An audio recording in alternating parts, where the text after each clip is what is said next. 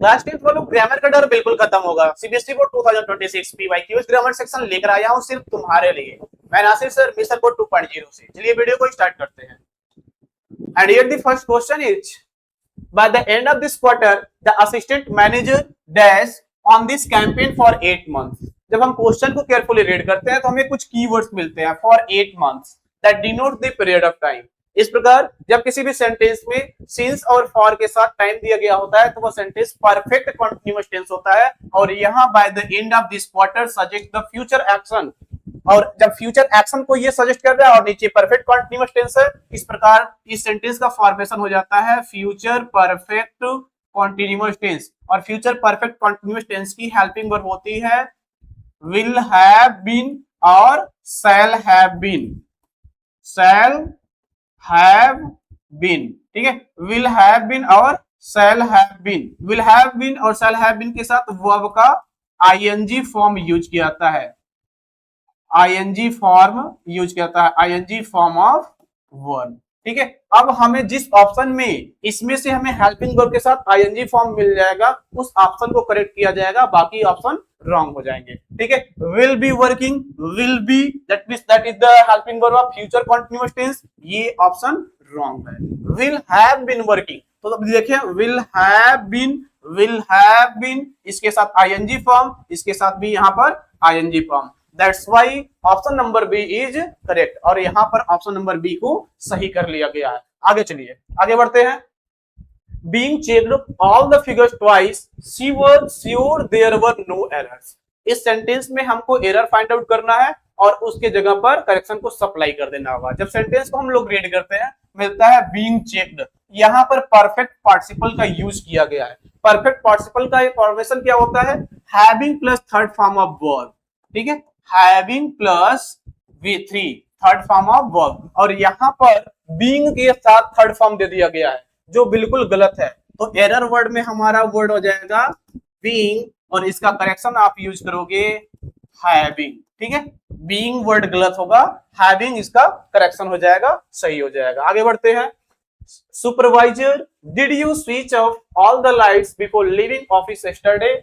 Salesman, yes I did and I also handed over the keys to the night supervisor। ये दो लोगों के बीच में कन्वर्सेशन है, ये क्वेश्चन नरेशन से फ्रेम किया गया है और इस प्रैक्टिस सेट में जितने भी क्वेश्चंस सेलेक्ट किए गए हैं वो प्रीवियस ईयर 2026 के क्वेश्चन पेपर के ग्रामर पोर्शन के सभी क्वेश्चंस को लिया गया है, ठीक है। अभी देखें आप, सेल्समैन और सुपरवाइजर दो लोगों के बीच में कन्वर्सेशन है और यहाँ पर सुपरवाइजर की स्टेटमेंट को ऑलरेडी चेंज कर दिया गया है। ये चेंज आपके क्वेश्चन पेपर में किया गया था प्रीवियस ईयर के, ठीक है।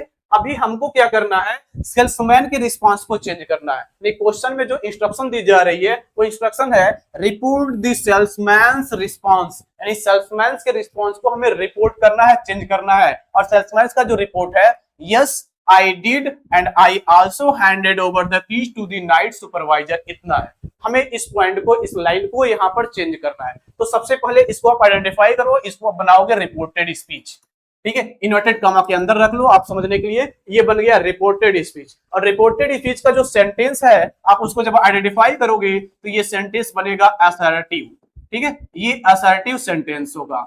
जब सेंटेंस असर्टिव होता है तो सैड या सैड को हम सैड को सैड सैड को टोल्ड करते हैं, लेकिन यस वर्ड आ गया है और इस यस वर्ड आने की वजह से यहाँ पर सैड या सैड को कंफर्म्ड कर दिया गया है, ठीक है।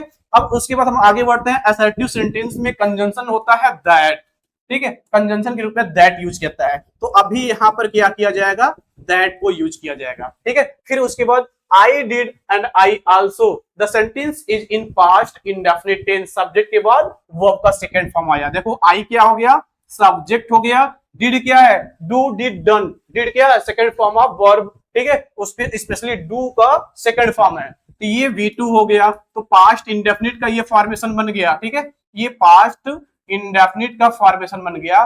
And the rule is that if the tense of reporting verb is in past then the reported speech is changed, ठीक है। और चेंज कैसे होता है, पास्ट इंडेफिनिट को हम पास्ट परफेक्ट में चेंज कर देते हैं। पास्ट इंडेफिनिट को हम क्या कर देंगे, पास्ट परफेक्ट में चेंज कर देंगे, पास्ट परफेक्ट टेंस में। और पास्ट परफेक्ट का फॉर्मेशन क्या होता है, हैड प्लस V3, ठीक है। तो अभी हमें क्या करना है, आई को चेंज करना है सेल्समैन के अकॉर्डिंग, आप कर दोगे ही के बाद होता है डिड को हैड प्लस थर्ड फॉर्म कर दोगे, had done, had done, and I also, तो क्या हो जाएगा, and he had also, he had also handed over the keys, handed over the keys to the night supervisor, to the night supervisor, ठीक है। थोड़ी सी handwriting मेरी खराब है, लेकिन आई एश्योर कि आपको सभी टॉपिक्स अच्छे तरीके से क्लियर होंगे, सारे रूल्स आपको क्लियर कर दूंगा, ये मेरा आपसे प्रॉमिस है। Next question is, a school principal addressed board aspirants and said, ठीक है, एक स्कूल के प्रिंसिपल साहब अपने स्कूल के बोर्ड स्टूडेंट्स को एड्रेस कर रहे हैं और बोले क्या, कैंडिडेट्स, यहां पर ब्लैंक किया गया है, candidates must carry their identification proof, और हमारे पास ऑप्शन है each, all, every and one. तो सबसे पहले हम जब क्वेश्चन को रीड करेंगे तो देखेंगे ये जो नाउन दिया गया है, ठीक है, कैंडिडेट्स, ये नाउन है plural, that means plural noun है। जब नाउन प्लूरल होता है तो उसके साथ प्रीसीडेड जो वर्ड होता है ईच, एवरी या ए या एन, ऑल, ये सब उसके अकॉर्डिंग ही यूज किए जाते हैं, ठीक है। और अभी यहाँ पर प्रीसीडेड वर्ड जो होता है प्लूरल नंबर क्या, ये ऑप्शन नंबर बी में ऑल है, तो आप यहाँ पर ऑल को फिल कर दोगे, that means option number B is correct, ठीक है। Rest of 3 options are wrong. चलते आगे बढ़ते हैं। ईसा said to her parents, my mentor will always guide me even after this program ends, ठीक है। क्या करना है इसमें, report what Isa said to her parents, ईसा ने अपने पेरेंट्स को जो कुछ भी बोला है उस पॉइंट को हमें रिपोर्ट करना है, दैट मींस उसको इनडायरेक्ट नरेशन में चेंज करना है। तो अभी देखें फिर वही चीजें हैं, my mentor will always guide me even after this programme ends, this one is reported speech, ठीक है। ये क्या है, रिपोर्टेड स्पीच है।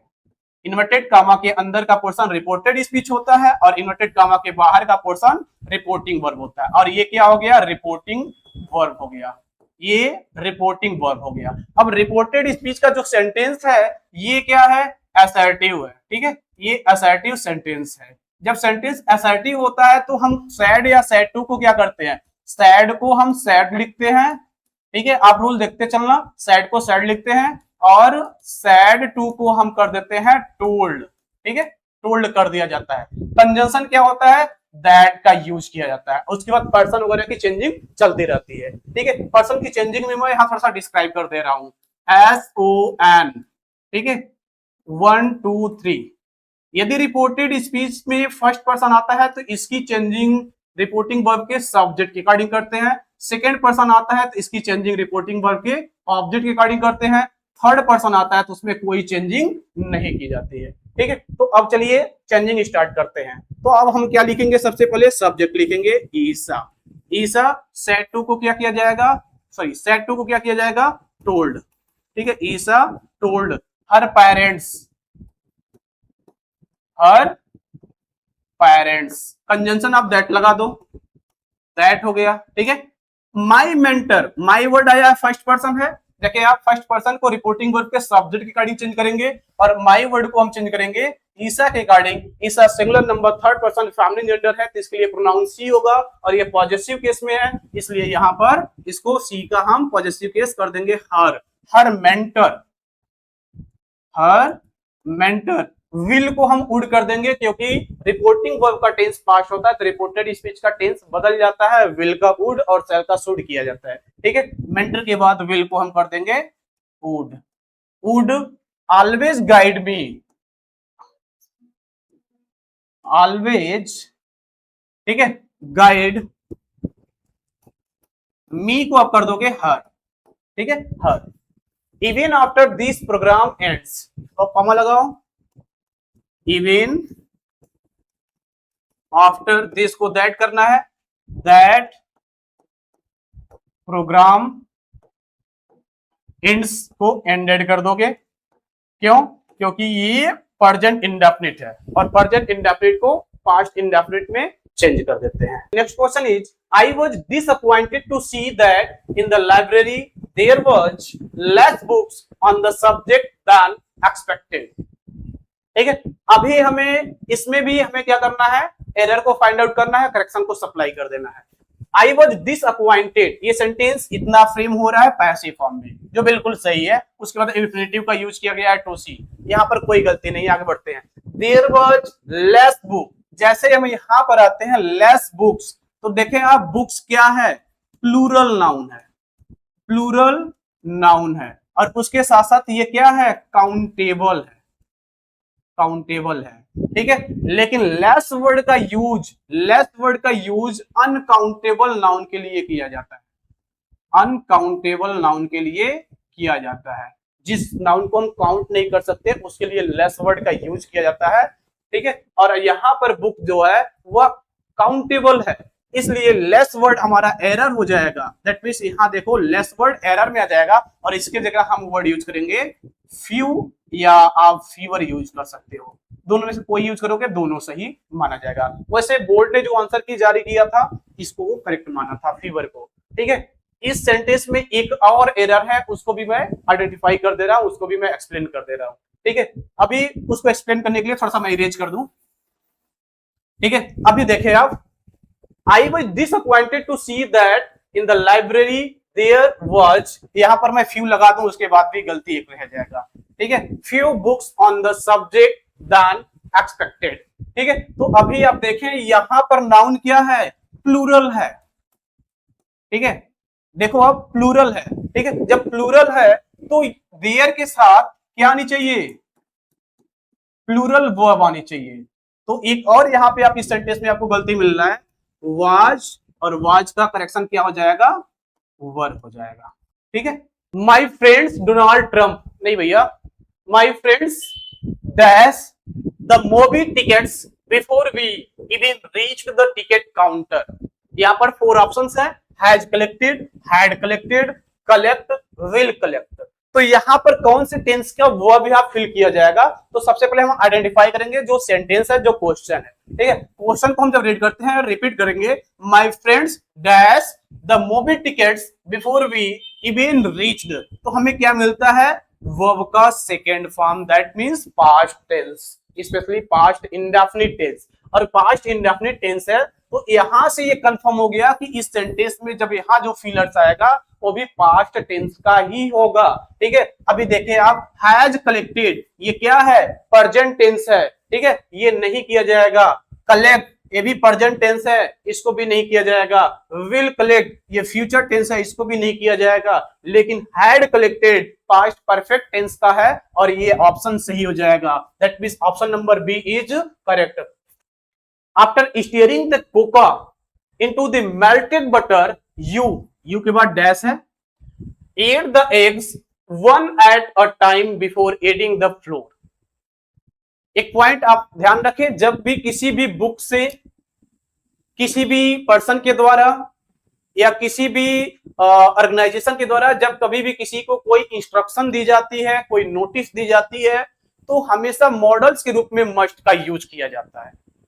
और ये लाइन है एक रेसिपी बुक से जिसमें इंस्ट्रक्शन दी जा रही है कुछ मिलाने के लिए, specially you must add the eggs, अंडे को मिलाने के लिए बोला जा रहा है फ्लोर में आटे के साथ।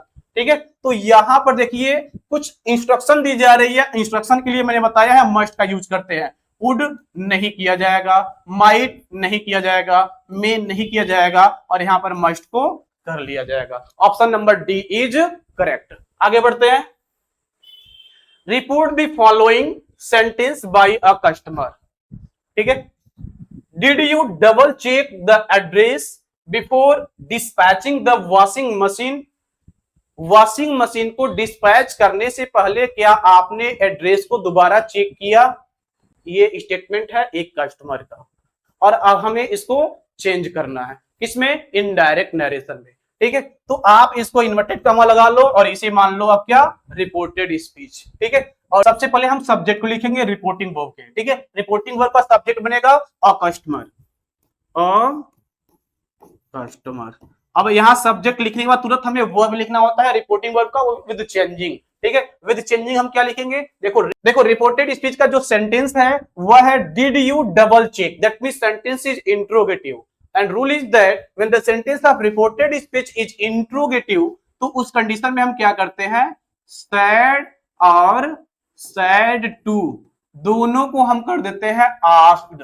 ठीक है, आस्क्ड कर देते हैं। और इसके साथ साथ कंजंक्शन के रूप में इफ या वेदर का यूज करते हैं, इफ या वेदर का यूज करते हैं when sentence begins with helping verb. यदि सेंटेंस क्वेश्चन वर्ड से स्टार्ट होता है तो सेम क्वेश्चन वर्ड को ही हम कंजंक्शन बना लेते हैं। ठीक है, ये हो गया। और थर्ड रूल होता है कि इंट्रोगेटिव सेंटेंस को असर्टिव सेंटेंस में चेंज कर देते हैं, इंट्रोगेटिव सेंटेंस को असर्टिव सेंटेंस में चेंज कर दिया जाता है। चलिए आगे बढ़ते हैं। और कस्टमर देखो इंट्रोगेटिव है इसलिए सैड या सैड टू हम कर देंगे आस्क्ड, ये क्या हो जाएगा आस्क्ड। ठीक है, और कस्टमर आस्क्ड। ठीक है, उसके बाद सेंटेंस स्टार्ट हो रहा है हेल्पिंग वर्ब से इसलिए हम लगाएंगे इफ, इफ। ठीक है, अब इंट्रोगेटिव सेंटेंस को हमें क्या करना है, असर्टिव में चेंज करना है। असर्टिव में क्या करते हैं, हम सब्जेक्ट को पहले लिखते हैं, हेल्पिंग वर्ब को बाद में लिखते हैं। तो ये सब्जेक्ट पहले आएगा, हेल्पिंग वर्ब बाद में जाएगा। ठीक है, यू की चेंजिंग जब यहां करेंगे तो ये जो कस्टमर है कंपनी के लोगों से बात कर रहा है, कंपनी के लोगों को बोल रहा है, तो यहाँ सब्जेक्ट जो होगा वो प्लूरल हो जाएगा। प्लूरल होगा तो उसको हम थर्ड पर्सन में दे में चेंज कर देंगे। और डिड इधर आएगा, डिड क्या है, पास्ट इंडेफिनिट टेंस है, और पास्ट इंडेफिनिट को फिर चेंज कर देंगे हम पास्ट परफेक्ट टेंस में। ठीक है, पास्ट परफेक्ट में क्या होता है, had plus third form of verb, तो हैड लगा दिया आपने। ठीक है, if they had double checked, DOUBLE, double checked. Checked क्यों किया गया है, क्योंकि हमें क्या करना है, वर्ब का थर्ड फॉर्म यूज करना है, तो थर्ड फॉर्म कर दिया गया। Have you checked the address, ADDRESS, address before dispatching, before dispatching, dispatching the washing machine,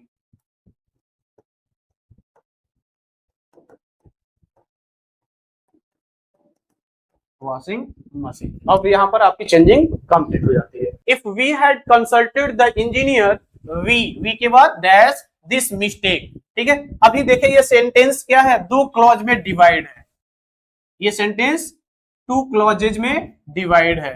ठीक है, एक है इफ क्लॉज, दूसरा है मेन क्लॉज।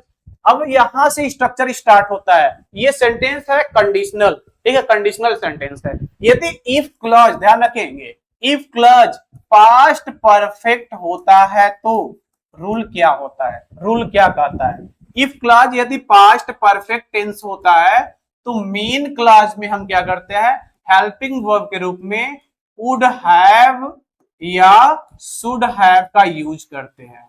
ठीक है, वुड हैव या शुड हैव का यूज करते हैं, और इसके साथ वर्ब का थर्ड फॉर्म।